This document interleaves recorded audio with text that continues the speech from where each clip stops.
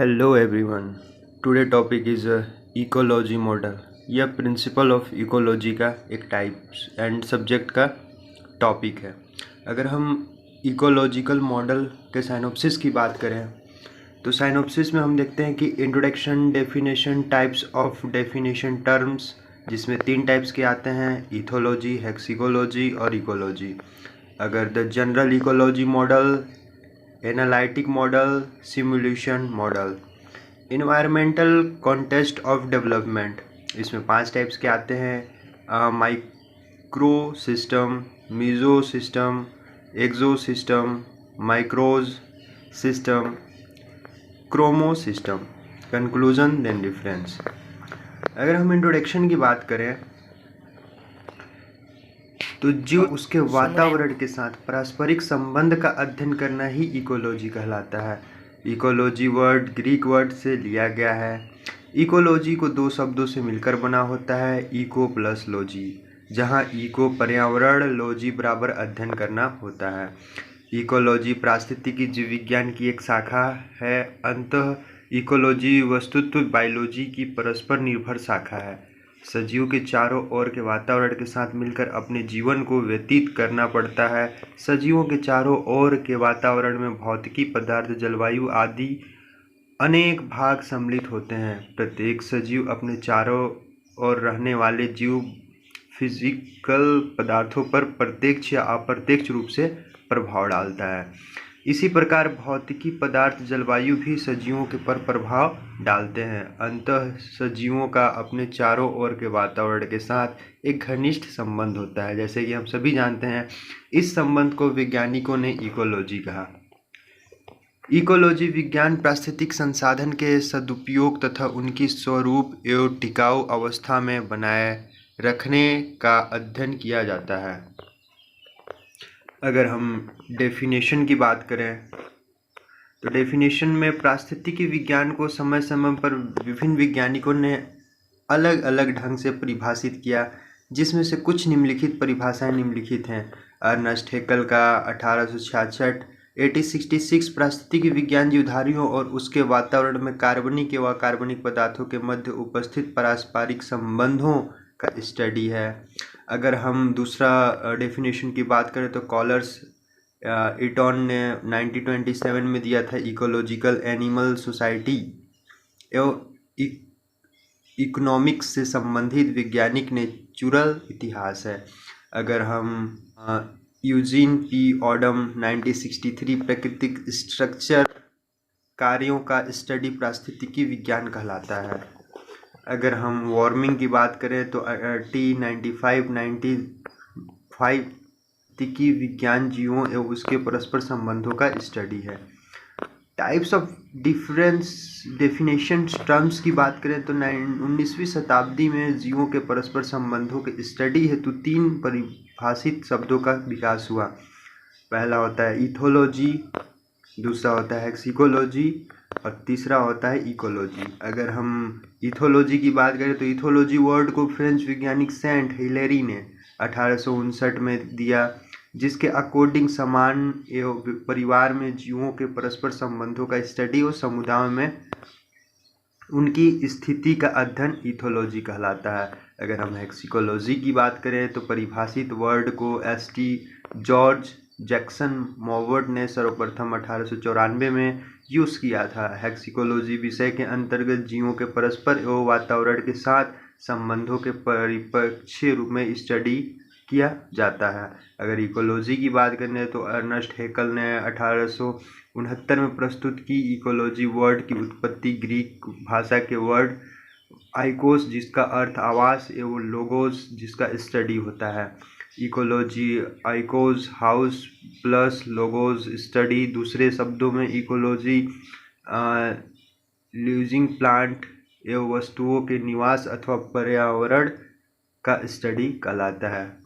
अगर हम the general ecological model की बात करें तो 2 प्रमुख प्रकार के इकोलॉजिकल मॉडल है जो आम तौर पर विभिन्न प्रकार की समस्याओं पर लागू होती है.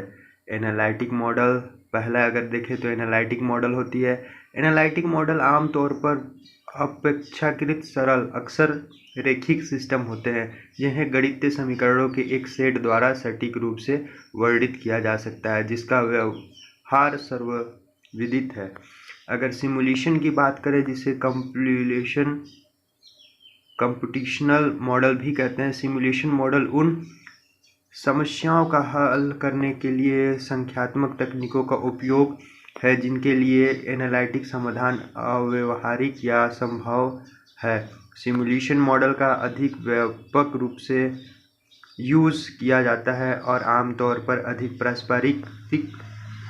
पारिस्थितिकी रूप से पर्यायवादी माना जाता है, जबकि एनालिटिक मॉडल उनके गणितीय लालित्य और व्याख्यात्मक शक्ति के लिए मूल्यवान है। अगर हम एकापथ पावरफुल सॉफ्टवेयर सिस्टम है जो समुद्री परिस्थिति तंत्रों के मॉडल के लिए सिमुलेशन एंड कंप्यूटेशनल करते हैं, विधियों का यूज़ करती है। यह व्यापक रूप से समुद्री और मत्स्य वैज्ञानिकों द्वारा मॉडलिंग के लिए एक उपकरण के रूप में उपयोगी किया जाता है और वास्तविक समुद्री पारिस्थितिकी सिस्टम में मौजूद जटिल संबंधों की कल्पना करता है। Environmental context of development. अगर पारिस्थितिकी तंत्र सिद्धांत यह मानते हैं कि हम अपने जीवन काल में अलग अलग वातावरणों का सम्मान करते हैं जो कि विभिन्न रूपों में हमारे व्यवहार को इफेक्ट करते हैं।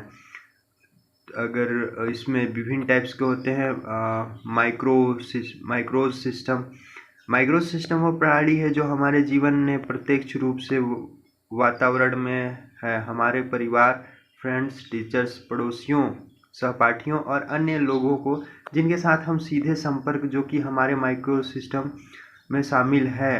हमारे पास इन सामाजिक एजेंट के साथ प्रत्येक सामाजिक संबंध है। सिद्धांत बनाता है कि हम केवल उन अनुभवों के प्राप्तकर्ता नहीं करते जो हमारे पास हैं।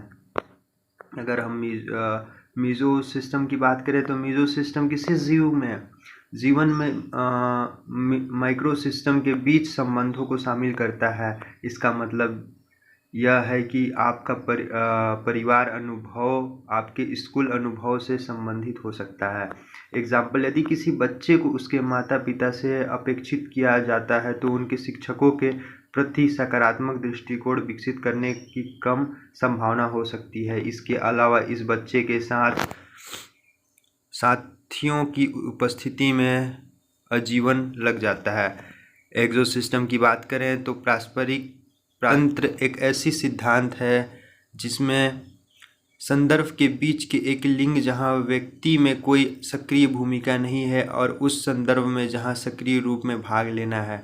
एग्जाम्पल, मान लीजिए कि एक बच्चा अपनी माँ के मुकाबले अपने पिता से ज़्यादा जुड़ा हुआ है। यदि पिता कई महीनों तक काम करने के लिए विदेश चला जाता है तो माता और बच्चे के सामाजिक संबंधों के बीच एक संघर्ष हो सकता है, या दूसरी ओर इस घटना के कारण माता एंड बच्चे के बीच बड़े संबंध हो सकते हैं। मैक्रो सिस्टम सेटिंग एक व्यक्ति की वास्तविक सांस्कृतिक या कल्चरल है। सांस्कृतिक संदर्भों में व्यक्ति और या उसके फैमिली की सामाजिक आर्थिक स्थिति, उनकी जातीयता तथा नस्ल और अभी भी विकसित या तीसरी दुनिया के देश में रहना शामिल है। एग्जाम्पल, एक ग्रीन परिवार में पैदा होने से प्रत्येक व्यक्ति को हर दिन कठिन काम करना पड़ता है। क्रोनो सिस्टम में जीवन काल में बदलाव शामिल है। यह सामाजिक ऐतिहासिक संदर्भों को भी शामिल कर सकते हैं जो व्यक्ति को प्रभावित कर सकता है। एग्जाम्पल, तलाक एक प्रमुख जीवन संक्रमण के रूप में न केवल जोड़े के संबंध को प्रभावित कर सकता है बल्कि उनके बच्चों के व्यवहार में वो प्रभावित कर सकता है। देन लास्ट है कंक्लूजन। इकोलॉजिकल मॉडल के द्वारा जीव समुदायों का उसके वातावरण के साथ पारस्परिक संबंध का स्टडी किया जाता है तथा सजीवों के चारों ओर के वातावरण में भौतिकी पदार्थ, जलवायु आदि उनके भाग सम्मिलित होते हैं। प्रत्येक सजीव अपने चारों ओर रहने वाले जीव भौतिकी पदार्थ पर प्रत्यक्ष या अप्रत्यक्ष रूप से प्रभाव डालते हैं।